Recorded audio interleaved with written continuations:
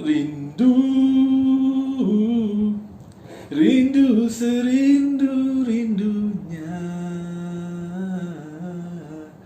Bukan rindu pada anda, tapi rindu pada gym. Saya yakin majoriti daripada kita rindu pada gym selepas 3 bulan tak ke gym, tak bersenam. Okay, jadi Assalamualaikum, selamat kembali ke channel saya. Jangan lupa tekan butang subscribe, tekan butang loceng untuk notifikasi awal channel topik-topik saya. Dan hari ini saya akan berkongsi, saya akan cerita tentang bagaimana kita memulakan kembali latihan anda setelah berehat lama, itu berehat 3 bulan selepas PKP.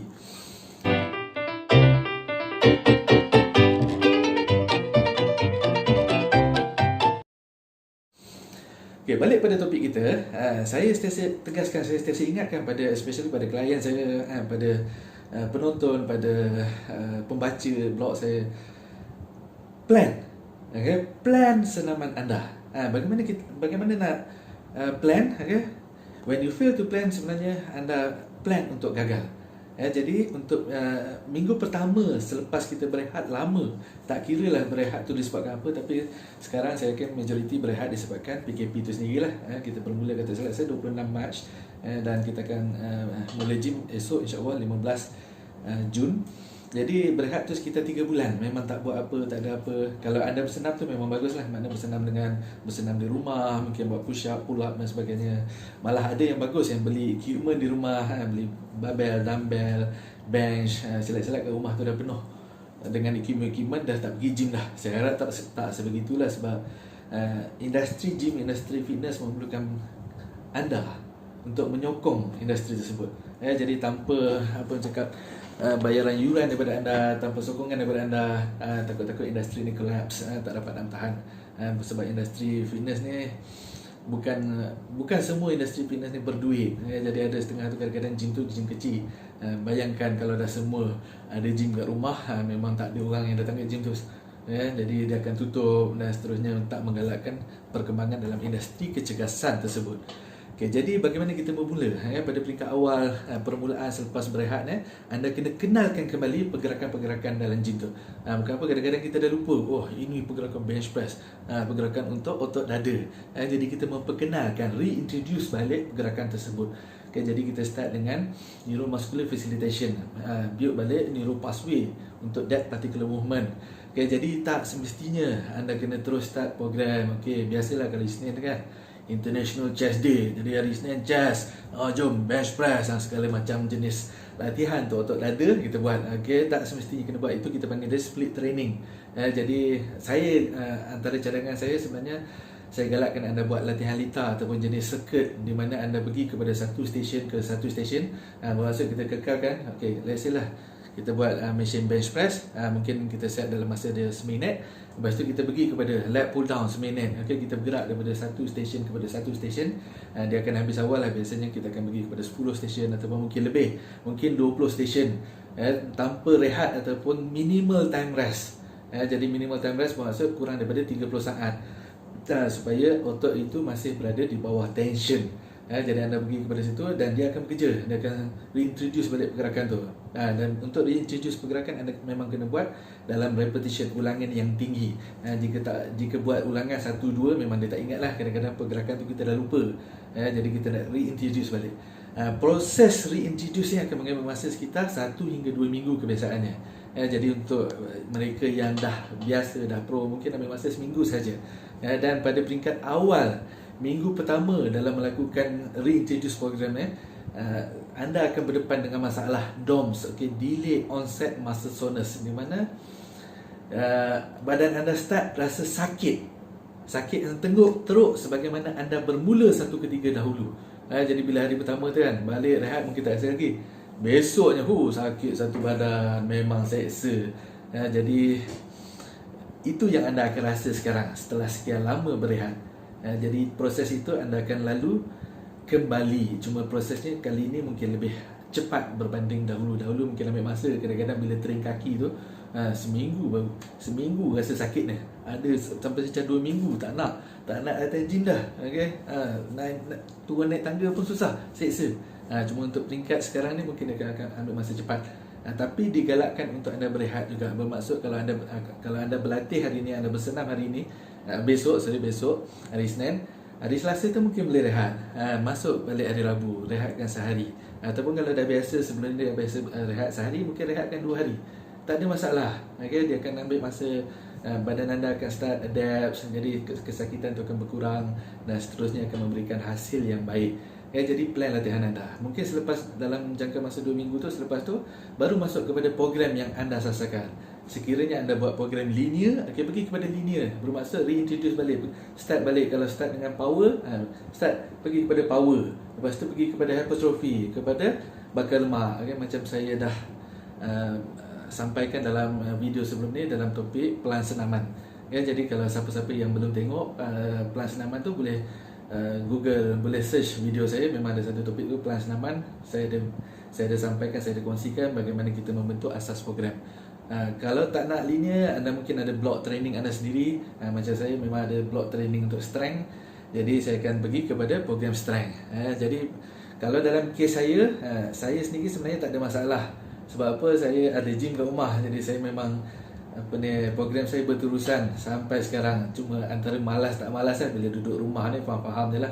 Jadi dengan macam-macam dugaan, ada anak, ada tiba-tiba isteri panggil, bang tolong ni. Jadi macam-macam lah dugaan-dugaan, dan biasanya disebabkan malas. Itu yang pertama, program latihan.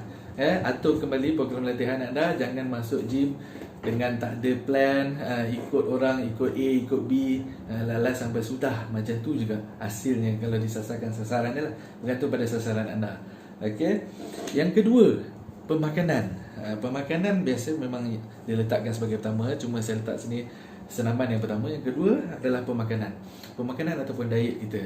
Bagaimana kita nak mulakan kembali pemakanan yang sihat? Saya yakin dalam 3 bulan ni kan, bukan kata tak cukup makan, terlebih makan. Jadi ada yang bertambah, saiz bertambah-tambah. Saya pun dalam masa sama kan, dengan perut pun bertambah. Jadi tali pinggang saya pun dah bertambah 1 inci, which is memang tak bagus. Jadi bagaimana kita nak mulakan kembali tabiat pemakanan yang baik? Memulakan kembali bukan bermaksud anda kena besok Isnin kena strict diet, kena potong segala sesuatu. No, jangan buat macam tu. Kalau buat macam tu, anda mungkin boleh bertahan sekitar seminggu 2 minggu. Selepas itu kembali balik kepada tabiat yang buruk. Makan fast food dan sebagainya. Jadi pada peringkat awal, mula dengan mengurangkan. Mengurangkan sekiranya selama ini setiap hari mengambil pengambilan gula yang tinggi, kurangkan pengambilan gula tersebut. Jangan terus cut down jadi zero. Kalau cut down jadi zero terus, ada possibility untuk ada masalah hypoglycemia. Jadi menyebabkan tiba-tiba badan kita menggigil, shaking dan sebagainya. Macam saya sendiri lah. Saya sendiri kalau tiba-tiba kurangkan gula, dia akan start hypo. Jadi hypo, menggigil, shaking, lepas tu badan lemah. Kita tak nak kesan-kesan sebegitu, kita tak nak. Jadi kurangkan. Kalau selama ni ambil 10 sudu gula, jadikan 5 mungkin. Ataupun mungkin kurang lagi 3 dan sebagainya. Lama-kelamaan kurang sehingga kosong. Sekiranya anda diet untuk menurunkan berat badan, untuk badan lean, jadi kita kena jaga gula segera ni. Gula dalam lain tu okey lagi, tapi gula segera ni kalau boleh kawal. Bukan bermaksud gula itu salah. Tak ada masalah. Sekiranya anda nak ambil gula dalam diet untuk lose weight pun tak ada masalah, selagi mana anda boleh kawal kuantiti dan berada dalam keperluan makro yang anda dah kira siap. Kemudian kira keperluan kalori anda. Bagaimana nak kira? Ada macam-macam jenis formula. Saya memang tak masuk lagi topik khas untuk nutrisi, tapi insya-Allah nanti saya akan pergi kepada topik nutrisi ni. Jadi ada macam-macam calculator dekat Google pun ada. Anda tulis kat Google tu kan, calorie calculator. Jadi dia akan minta anda key in anda punya berat, anda punya tinggi, anda punya dan sebagainya, mengikut formula yang dibuatnya lah. Sebab ada macam-macam formula sebenarnya. Jadi daripada situ dia akan kira. Sekiranya anda nak turunkan berat badan sehari 0.5 kilo, berapa keperluan anda untuk hari itu. Jadi anda ikut sasaran dia. Berapa pecahan karbohidratnya, berapa pecahan proteinnya, berapa pecahan lemaknya. Bukan bermaksud kalau kita perlukan 2000 kalori, 2000 tu daripada karbohidrat sahaja. For your information, saya dah pernah sampaikan sebelum ni, karbohidrat tidak boleh menjadi protein. Protein boleh jadi karbohidrat melalui proses yang disebut sebagai gluconeogenesis. Dia akan pecah, dia akan menghasilkan protein dan ketones. Akan tetapi karbohidrat kita susun dia dalam bentuk ayam pun dia tak jadi protein. Dia still karbohidrat. Karbohidrat fungsi dia adalah untuk tenaga. Manakala protein boleh kata kita ambil yang besar adalah untuk muscle builder, muscle building block.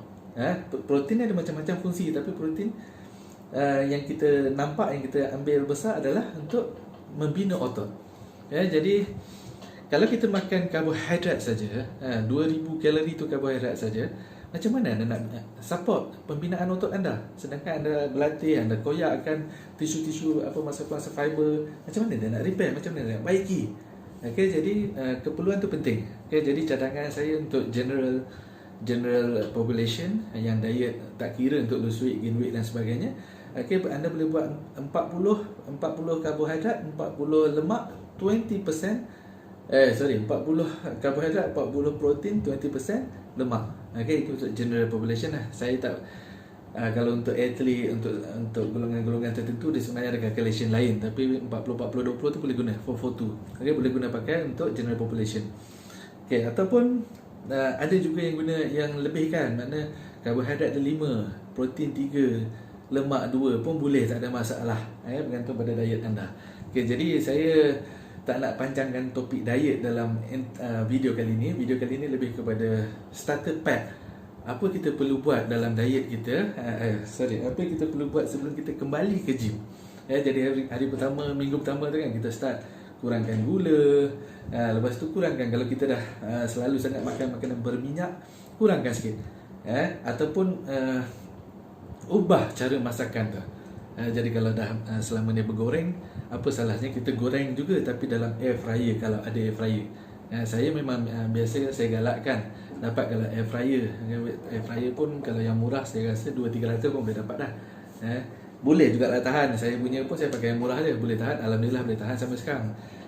Jadi dapatkan air fryer sebab saya memang dah bila masuk sukan strongman ni memang semua tekak goreng, tapi goreng saya goreng pakai air fryer. Jadi itu sedikit lah pasal diet. Start mula dengan kurangkan sebelum kita pergi kepada diet yang lebih serius, bergantung kepada sasaran anda. Jadi kalau sasaran tu nak lean dan sebagainya, dia ada diet dia tertentu. Kalau sasaran untuk menjadi seorang runner, pelari maraton dan sebagainya, dia ada diet dia. Sasaran untuk menjadi atlet strongman, dia ada diet dia juga. Jadi setiap orang tak memiliki diet yang sama, tak memiliki pemakanan yang sama. Jadi bergantung pada sasaran anda. Yang kedua itu adalah diet, pemakanan kita. Yang ketiga penting adalah kita punya masa rehat. Ingat latihan, senaman, diet, rehat. Rehat. Bukan apa, saya faham dikala PKP ni, dikala tak ada apa nak buat sangat ni, dengan kerja pun tak boleh nak pergi kadang. Ada yang tak boleh kerja lah, ada yang boleh kerja. Bila tak kerja tak boleh nak buat, jadi masa jadi tak menentu. Sampai saya sendiri pun tengok TV sampai 3 pagi, 4 pagi, tengok movie, tengok cerita bersiri, berturut-turut, sampai cerita The 100 saya boleh habiskan dalam tempoh seminggu saya rasa. Ada 7 season, masuk season ke-7 sekarang. Jadi saya habiskan malam tu tengok, siang pun tengok. Jadi masa rehat tu tak menentu. Adjust balik, ubah kembali tabiat gaya hidup anda. Pastikan rehat itu cukup. Kalau nak betul-betul nak bina otot, bina badan, bina kekuatan, anda kena ada 8 jam masa berehat. Dan masa rehat yang terbaik memang tak dinafikan 10 malam hingga 6 pagi. Itulah masa rehat yang terbaik. Tapi sekiranya anda kerja shift dan sebagainya, kalau perlu ubahlah. Cuma bila dah ubah tu kan, katakan let's say anda ubah kepada tidur siang, kalau boleh suasana bilik tu gelapkan. Mana pakai langsir warna hitam dan sebagainya, supaya kita boleh menipu otak kita. Itulah keadaan rehat, keadaan malam. Jadi kita akan mendapat deep sleep, tidur yang berkualiti. Penting untuk kita dapatkan tidur yang berkualiti ya. Jadi ingat yang tiga-tiga tu. Satu, kita punya latihan. Kedua, kita punya diet. Ketiga, rehat kita. Dan yang terakhir, paling penting, ikut SOP yang dah ditetapkan oleh Kementerian Kesihatan Malaysia dan Majlis Keselamatan Malaysia. Jadi antara SOP yang ada, yang dah ditetapkan adalah jarak di dalam gym. Jadi kita perlu jarak 1 meter atau 1.5 meter. Jadi perlu spray tangan, cek suhu kalau perlu untuk masuk ke dalam gym tu. daftar nama. Setiap kali masuk gym tu daftar nama, bukan apa sebenarnya, daftar nama ni untuk track sekiranya berlaku jangkitan. Okay, kita tahulah siapa yang datang gym. Okay, jadi semua yang datang gym tu kita akan check balik dan sebagainya lah. Okay, lepas tu apa lagi syarat-syarat SOP yang telah ditetapkan. Saya dimaklumkan, saya difahamkan ada gym mungkin SOP dia berlainan sikit, okay, bersesuaian dengan gym tersebut. Okay, jadi cuba dapatkan SOP yang digunakan oleh gym anda dan cuba ikut. Cuma saya sebenarnya tak berapa setuju lah kalau kata pakai mask kat dalam gym. Pakai mask dalam gym tu sebenarnya agak bahaya lah, lagi-lagi especially kalau kita buat latihan cardio dan sebagainya lah. Okay. Yang itu saya tak berapa setuju. Tapi sekiranya ada juga gym yang meletakkan syarat kena pakai itu dan sebagainya, ikut je lah nak buat macam mana. Cuma jaga-jagalah, jangan terlalu pakai tu, kadang-kadang buka sikit untuk dapatkan nafas dan sebagainya. Okay. Saya pun dah start dah. Okay, saya pun sebenarnya tak sabar untuk ke gym besok sebab saya nak deadlift. Dekat rumah ni saya rasa macam deadlift dia sangat-sangat berat. Harap-harap kat gym tu tak berat sangat lah. Okay, jadi saya ucapkan selamat maju jaya kepada anda. Dan bagi sesiapa yang belum subscribe channel saya, jangan lupa tekan butang subscribe, tekan lonceng tu sekali untuk notifikasi awal video-video saya. Dan insyaAllah next topik ni saya akan berkongsi tentang nutrition, nutrisi, asas nutrisi, bagaimana kita bentuk pemakanan, ataupun lebih saya suka panggil diet strategi. Okay, strategi diet berbanding nutrisi ni sangat besar sebenarnya. Okay, jadi assalamualaikum, jumpa lagi.